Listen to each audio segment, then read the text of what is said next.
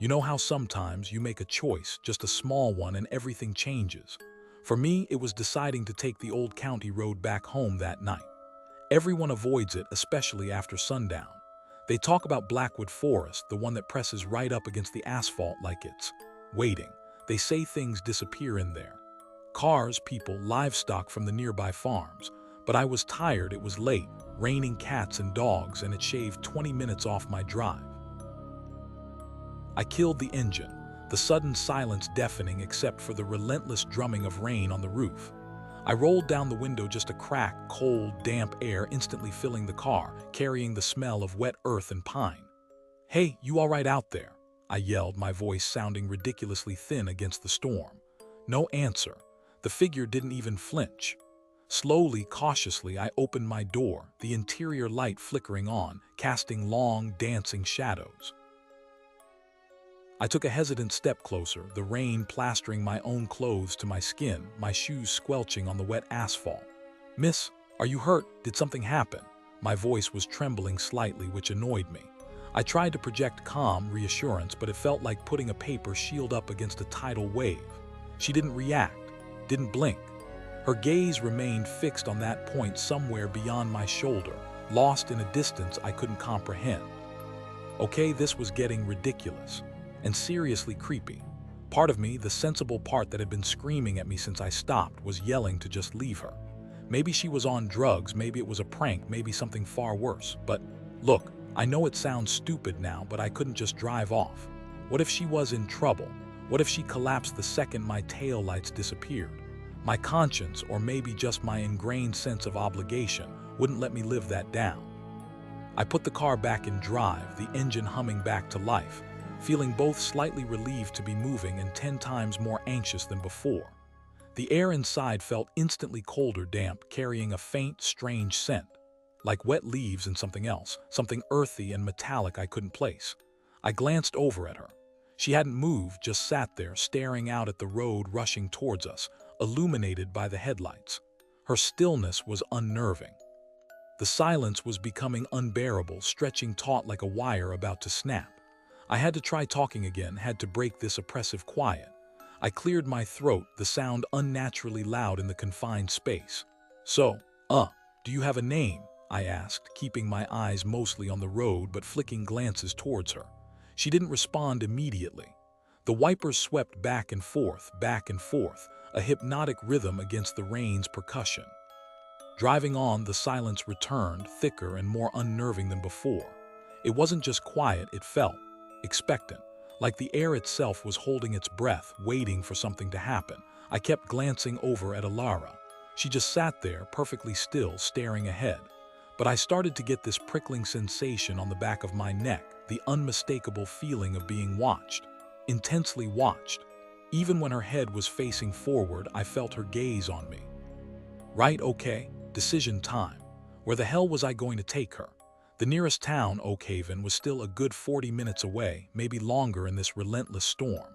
Taking her to the police felt like the right thing to do, the responsible thing, but the thought of explaining this, finding a barefoot girl with vacant eyes by the haunted woods who doesn't talk and has unnaturally clean feet, they'd think I was crazy, or worse, involved in whatever happened to her.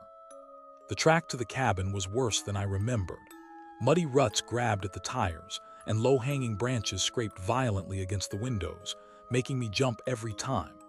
Alara remained completely unfazed, staring straight ahead as if navigating treacherous haunted woods was an everyday occurrence.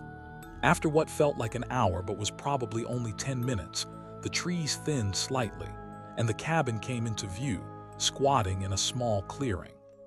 Getting out of the car, the damp chill immediately seeped into my bones. The mist swirled around my ankles as I walked over to the passenger side and opened the door for Alara. She slid out with that same unnerving, deliberate grace, her bare feet landing silently on the wet, pine needle-covered ground. Again, no reaction to the cold, the dampness. She just stood there, looking at the cabin, her head tilted slightly as if listening to something I couldn't hear. Okay, this was awkward and terrifying. I busied myself trying to get a fire going in the dusty hearth, mostly just to have something to do, something to focus on other than the unnerving presence sitting silently on my couch. My hands were shaking slightly as I crumpled newspaper and arranged the kindling. Every few seconds, I couldn't help but glance over my shoulder. She hadn't moved, not an inch. Just sat there, wrapped in that rough wool blanket, her dark eyes fixed on me. I couldn't stand the silence, couldn't stand her stare. I got up abruptly, needing to move, needing a distraction. I walked over to the small, grimy window that looked out towards the back, towards the impenetrable wall of Blackwood Forest. The mist was still thick, swirling like smoke just beyond the glass, obscuring the trees closest to the cabin but hinting at the infinite dark depths beyond. Wiping a clear patch on the dusty pane with my sleeve, I peered out. The woods looked different tonight. I forced myself to sit back down in the armchair, trying to gather my thoughts, trying to fight the irrational fear and the strange pull towards the woods. My eyes scanned the room nervously, looking for, I don't know what, reassurance, an escape route. My gaze fell back on Alara. She had shifted slightly on the couch, the heavy wool blanket slipping down from one of her shoulders, revealing her bare arm in the dim, flickering light. And that's when I saw them. Markings. Time crawled by. Minutes stretched into an eternity, marked only by the relentless dripping outside and the occasional flicker of the bare bulb overhead. The initial adrenaline rush had worn off, replaced by a heavy, bone-deep exhaustion, but sleep felt impossible. How could anyone sleep with her in the room? I stayed slumped in the armchair, pretending to doze, but really I was watching her through slitted eyelids. Despite my resolve, exhaustion began to win. My eyelids felt like lead weights, the silence and the rhythmic dripping outside becoming almost hypnotic. My head nodded forward once, twice. I drifted for maybe a second, maybe a minute, into that hazy space between wakefulness and sleep, the fear momentarily loosening its grip. And then I heard it, a whisper, soft, sibilant, right beside my ear. Or maybe not beside my ear, maybe inside my head. It wasn't Alara's voice, not exactly. The tension in the room became unbearable. It was like waiting for a storm to break, the air thick and heavy with anticipation. I couldn't take my eyes off Alara's back, watching her stare intently at the window, at the swirling mist and the darkness beyond. What was she seeing out there? What was she listening to? Was she waiting for a signal? The silence stretched, thin and fragile, punctuated only by my own ragged breathing. Then, abruptly, she moved. It wasn't the slow, deliberate motion she'd used before. She turned, slowly, so slowly. Not just her head, her whole body pivoted with that same eerie, unnatural smoothness I'd noticed earlier, and she faced me. The weak, flickering light from the single bulb overhead caught her face, and my breath hitched in my throat. Something was wrong, terribly wrong. For a horrifying split second, her features seemed to shift, blur, sharpen. It was like looking at a composite image, the human mask slipping, revealing something underneath. I stared at her, speechless, unable to move, my mind reeling from that momentary, horrifying glimpse of the thing beneath the mask. She held my gaze for a long moment, those now dark, now glowing eyes seeming to bore right through me, reading every ounce of fear and confusion. Then, without a word, without any change in her now blank expression, she turned back towards the door. Her movements were faster now, more fluid, more purposeful than before. Gone was the slight stiffness, the puppet-like quality. The moment she disappeared into the mist, it was like a spell broke. My limbs unlocked, the paralysis releasing its grip. I scrambled out of the armchair, heart pounding, and rushed to the open doorway. "Alara!" I yelled into the night, the name feeling foreign and useless on my tongue. No answer, just the dripping trees and the sighing wind, whispering through the pines like secrets. I peered out into the swirling gray soup, straining my eyes, but there was nothing. Hesitantly, cautiously, I pushed myself away from the door and walked towards the couch. My legs felt shaky, my mind still racing. What could she possibly have left? A clue, a warning. I reached the couch and looked down. It wasn't much, just a small piece of wood. Dark, almost black, and incredibly smooth, worn silky by time or touch, maybe both. It was shaped vaguely like a stick figure, rudimentary, almost childlike, but also strangely elegant.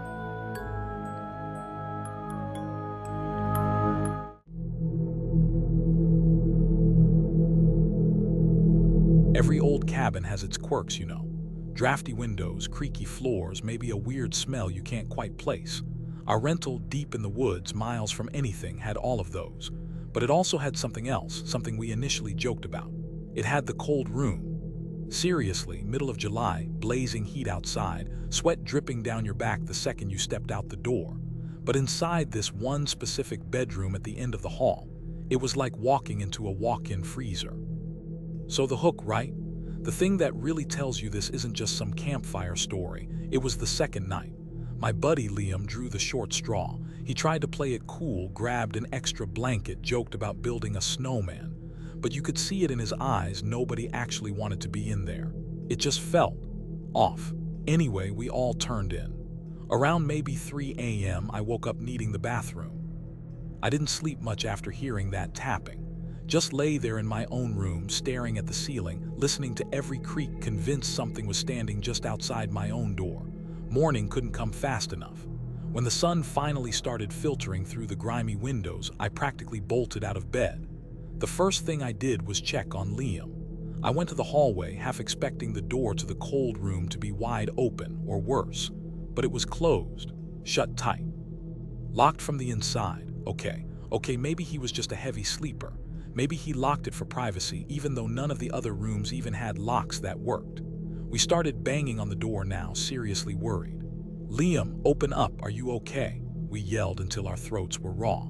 The wood vibrated under our fists, but the silence from within remained unbroken. It was terrifying. It felt like we were yelling into a void, like the room had just swallowed him whole. After several more attempts, shoulder bruised, Sam staggered back, panting. The door hadn't budged more than a fraction of an inch, the lock clearly jammed or incredibly robust. We were out of options. Smashing the door down seemed impossible without tools, which we didn't have. We couldn't reach the owner, no signal out here, remember, miles from anywhere. We were completely on our own. We stood there, catching our breath, staring helplessly at the impassive wooden barrier. The scraping sound stopped. Just like the tapping, it vanished, leaving us in that thick, listening silence. But the fear didn't vanish. It coiled tighter in our stomachs. We backed away from the door slowly, instinctively, putting distance between ourselves and whatever was inside. We retreated down the hall, our eyes still glued to the door, half expecting it to burst open. Getting to the outside of that window wasn't easy. The cabin was built on a slight slope, and the ground beneath the cold room window was overgrown with thorny bushes and slick with damp moss. It took some struggling, pushing aside wet branches that clawed at our clothes, but we eventually got a clear view. Just as Chloe suspected, the window was ancient, wooden frame, multiple small panes of glass, most of them clouded with grime. "Can you see anything?" Chloe whispered, her voice trembling slightly. I shook my head, still straining against the tire iron. Too dirty, angles wrong. I managed to widen the gap maybe another inch before the tire iron slipped with a screech of metal on wood, nearly taking my fingers with it. The window slammed back into place, the gap vanishing, sealed tight once more by the warped frame. It was like the cabin itself had pushed back. Frustration and fear warred within me. Seeing that handprint in the empty room's window completely freaked us out. It felt like confirmation. We weren't dealing with a faulty AC unit or a weird draft. Something was fundamentally wrong with this place. Something active, something aware. We quickly abandoned the window idea and scrambled back inside, locking the main door behind us, as if that would offer any real protection. The silence inside the cabin felt different now, charged with potential menace. We decided we couldn't just wait anymore. The uncertainty was worse than confronting whatever was happening. We had to try the door again, try anything. We went back to the hallway, the three of us, a small, terrified unit facing that damned door. The cold was still there, maybe even worse. Frost now clearly spiderwebbed out from under the door onto the floorboards, glistening faintly in the dim light from the hall window. It looked utterly wrong, impossible. Empty? How could it be empty? We searched the tiny room frantically, checking the small, empty closet, looking under the bed, tapping on the walls, searching for any conceivable hidden passage or explanation. There was nothing. Just four walls, a floor, a ceiling, a window frosted over on the inside, and that bone-chilling, soul-deep cold. The window, when I touched it, felt like a block of ice. The frost wasn't just condensation. It was thick, opaque, like it had been forming for weeks, not hours. That humming vibration, That sense of the room being alive in some dormant, frigid way was the last straw. "We need to get out of here," I said, my voice hoarse, barely audible over the ringing in my ears caused by the cold and the hum. "Now." Sam nodded mutely, pulling a distraught Chloe to her feet. There was no more discussion, no more trying to figure it out. Just pure instinct, flee. The drive back to civilization was mostly silent, stunned silence. Chloe cried intermittently in the back seat while Sam focused on the road, his knuckles white on the steering wheel. I kept replaying everything in my head. The cold, the tapping, the scraping, the locked door, the empty room, the frost, the hum.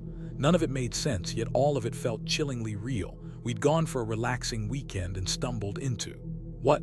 A haunting, a portal, something worse. What happened to Liam? We made it back to town, back to streetlights and traffic and the mundane noise of everyday life. It felt jarring, unreal, after the silence and the terror of the woods. We dropped Chloe off first.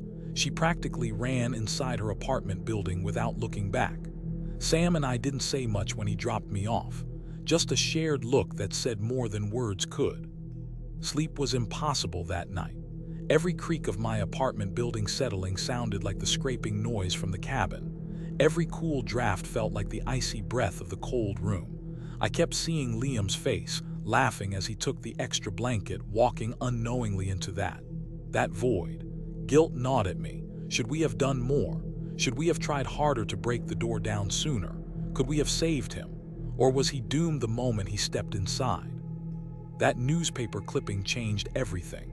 It wasn't just a random cold spot anymore. It felt like a scar left on the world, a place where intense sorrow and cold had somehow fused and festered.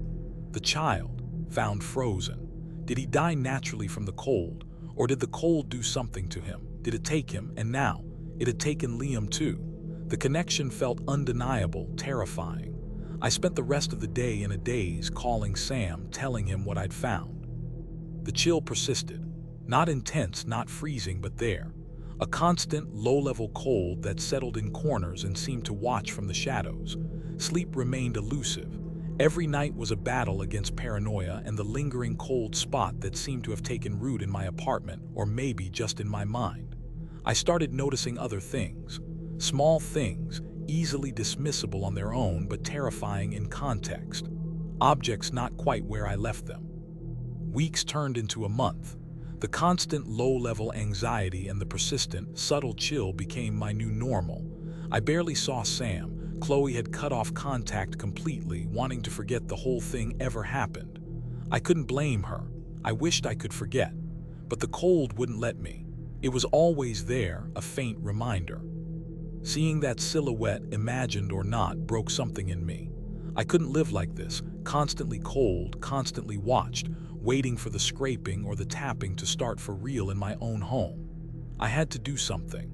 Going back to the cabin felt like suicide, but maybe I could find something else. Some way to understand what was happening, some way to fight back or appease whatever had followed me. So here I am, telling you this. Why? Because I don't know what else to do.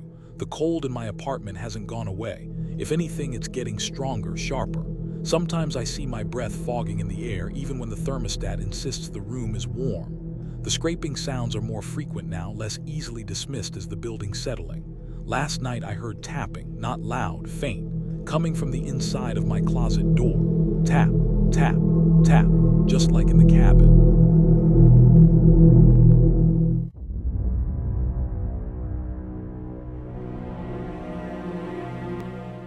You know that unsettling feeling, right? Like you're being watched. Usually, it's a prickle on the back of your neck when you're walking alone at night, or maybe you catch a weird reflection in a window. But what if that feeling wasn't coming from outside? What if it was coming from inside the very walls around you? That's what happened to me last fall, up at that old rental cabin deep in the Black Creek woods. I'd gone up there to get away from everything, just disconnect for a week. Okay, maybe I imagined it, right? Stress, isolation, weird lighting. The mind plays tricks, especially when you're alone in the middle of nowhere. That's what I kept telling myself over and over. I forced myself to look away from the vent, focusing on the swirling patterns in the wood grain ceiling, trying to regulate my breathing. The scratching didn't start again. The silence was profound, almost too quiet. Sleep was impossible after that. Every tiny creak of the cabin settling, every gust of wind rattling the window pane sent a jolt through me. I kept thinking about the smell, that faint, sickly sweet metallic tang mixed with damp earth. It wasn't constant, it would fade and then return, subtly wafting down from the vent. I tried rationalizing it. Maybe a dead animal was in there, a mouse or a bird, and the smell was just decomposition. Yeah, gross, but explainable. I forced myself to make the tea, hands trembling slightly as I poured the boiling water. The mundane action felt absurdly disconnected from the growing dread coiling in my gut. I carried the steaming mug back into the main room, deliberately choosing a worn armchair position so my back was mostly to the vent. Out of sight, out of mind, right? Yeah, didn't work. The silence pressed in again, punctuated only by the occasional sip I took from the mug. Okay, that was it. Imagination or not, I wasn't spending another second listening to wet clicking sounds coming from a vent that smelled like old blood and dirt. Adrenaline surged through me, sharp and electric. I practically threw the mug onto the small, dusty table beside the chair. Thankfully, it didn't spill, and scrambled to my feet. My plan was simple. Grab my keys, grab my phone, get in the car and drive. Keys, found them, jangling ridiculously loudly in my trembling hand. I fumbled with the deadbolt on the main cabin door, my fingers feeling thick and clumsy. Every instinct screamed at me to just run, but the lock was old, stiff. It felt like an eternity, standing there exposed, my back to the room, convinced that whatever was in the vent was about to emerge fully, to scuttle across the ceiling or drop onto the floor behind me. I threw the car into reverse, gravel spitting from under the tires as I backed away from the cabin as fast as I dared on the narrow track. The headlights swept across the cabin's front porch one last time as I maneuvered the car around.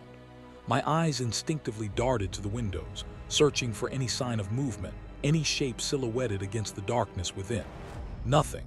It was just a cabin, an empty, silent cabin sitting under a starless sky, but the image of that pale thing. Finally, after what felt like hours navigating the twisting dirt track, my tires hit pavement. The smooth asphalt felt like solid gold under the wheels. I saw the first sign for the main highway, a small, reassuring green rectangle reflecting in my headlights. Civilization. Safety. I pushed the accelerator, the engine whining as the speed climbed. The dense woods began to thin slightly, replaced by more open fields and the occasional darkened farmhouse set far back from the road. I pulled into the brightly lit parking lot of a generic roadside motel around 3 a.m. The neon vacancy sign buzzed aggressively, a garish pink beacon against the dark sky. It felt like paradise. I practically stumbled into the lobby, the fluorescent lights painfully bright after the darkness. The night clerk, a bored-looking teenager scrolling on his phone, barely glanced up as I checked in. I paid cash, not wanting any record linking me too closely to this area. Sleep didn't come easy, even in the relative safety of the locked motel room. Every creak of the building, every car door slamming in the parking lot had me sitting bolt upright, heart pounding. I kept the bathroom light on, casting a weak strip of light under the door into the main room. Complete darkness felt unsafe now. Eventually, sheer exhaustion claimed me, and I fell into a shallow, restless sleep filled with fragmented nightmares. Checking out was as anonymous as checking in. Dropped the keycard in a box, walked out into the cool morning air, got in my car. Didn't even stop for breakfast. I just drove, put on loud music, rolled down the windows, tried to physically blow the cabin and its horrors out of my mind. For the first hour or two, it almost worked. The sun was up, the highway was busy with commuters and trucks, everything felt blessedly normal. The terror of the night before started to feel distant, almost dreamlike. A missing hiker, Black Creek Woods, just days before I arrived. Coincidence? Maybe. People get lost hiking all the time, especially in remote, rugged areas. But my mind immediately leaped back to the cabin, to the smell. That coppery metallic tang mixed with damp earth, the smell of decay, and those brownish-red streaks around the vent. Rust or something else? My coffee suddenly tasted bitter, acidic. I felt nauseous. What if? I drove the rest of the way home in a daze, the radio off, the windows up. The normalcy I'd craved earlier now felt thin, brittle, like a veneer over something dark and hidden. The missing hiker, the cabin, the vents. It all churned in my mind, a toxic stew of fear and guilt. I kept thinking about the owner of the cabin. Did they know? Could they possibly not know if something like that was living in their walls? Maybe they didn't live there, just rented it out. I tried to get back to normal life. Work, seeing friends, pretending everything was okay. But it was like watching myself go through the motions from a distance. Everything felt muted, unreal. The world seemed divided into two parts now, the time before the cabin and the time after. I found myself becoming increasingly withdrawn, jumpy. Loud noises made me flinch. Sudden silences felt suffocating, and I couldn't stop thinking about the vents, not just in my house, but everywhere. Unavailable indefinitely. The words echoed in my head. It wasn't proof, not exactly, but it was something. It meant something had happened, something significant enough to shut the place down. It validated my experience in a chilling way. It wasn't just my imagination. The scratching, the eyes, the smell, the clicking, the pale thing. It was real enough to necessitate extensive repairs. I spent hours obsessing over it. What kind of structural issues require extensive ventilation repairs? Weeks turned into months. The sharp edges of the terror began to dull, replaced by a persistent, low-grade anxiety and a deep-seated unease. I never went back to the woods. I avoided remote locations, old buildings. I stuck to brightly lit, modern places. I tried to bury the memory of the cabin, the vent, the eyes. I never heard any more news about the missing hiker. Life settled into a new kind of normal. A normal punctuated by occasional waves of intense anxiety, by a constant, low-level vigilance regarding vents and dark corners. I learned to live with it mostly. It became part of the background noise of my existence. The cabin incident felt like a lifetime ago, a traumatic event I'd survived, compartmentalized. Then, about a year after the cabin nightmare, I had to travel for work, a conference in a city I'd never visited before. No, it had to be my mind playing tricks. Stress, exhaustion, the memory triggered by the setting, a bed, a vent, darkness. That had to be it. I squeezed my eyes shut, concentrating, trying to will the sound away, trying to convince myself it was just the building settling, the AC system cycling, anything but what I feared it was. But the sound persisted. Skid or scrape. Faint, dry, rhythmic, exactly like before. My heart was doing that frantic bird trapped in a cage thing again. I didn't sleep. I sat there, frozen in bed, until the first gray light of dawn began to seep through the curtains, chasing away the deepest shadows. The scratching didn't return. The smell faded, or perhaps I just became numb to it. As soon as it was light enough to see clearly, my eyes shot to the vent. Just a normal hotel AC vent. White plastic slats, nothing protruding, nothing obviously wrong, but I knew. The experience had been too real, too identical to the cabin. It wasn't PTSD. So yeah, that's what happened. I know it sounds crazy. Believe me, I know. I wish I could tell you there was some resolution, that I figured out what it was, or that I found a way to fight back, or even just a way to feel safe again. But there isn't. I live with it now. This constant, gnawing awareness, this fear. I moved apartments, chose a newly built place with minimal ductwork, hoping it would help. It doesn't, not really.